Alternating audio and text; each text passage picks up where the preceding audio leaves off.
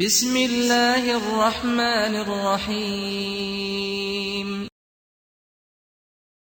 قال رب اشرح لي صدري ويسر لي أمري واحلل عقدة من لساني يفقه قولي.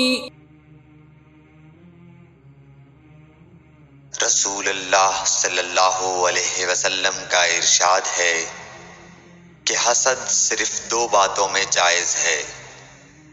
ایک تو اس شخص کے بارے میں جسے اللہ نے دولت دی ہو اور وہ اس دولت کو راہ حق میں خرچ کرنے پر بھی قدرت رکھتا ہو، اور ایک اس شخص کے بارے میں جسے اللہ نے حکمت کی دولت سے نوازا ہو اور وہ اس کے ذریعے سے فیصلہ کرتا ہو اور لوگوں کو اس حکمت کی تعلیم دیتا ہو.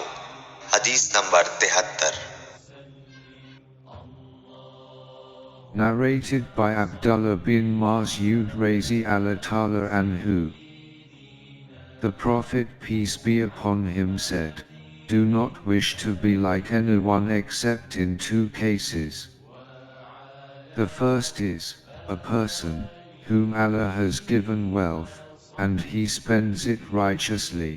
The second is the one whom Allah has given wisdom, the Holy Qur'an, and he acts according to it and teaches it to others." صدق اللہ العظیم.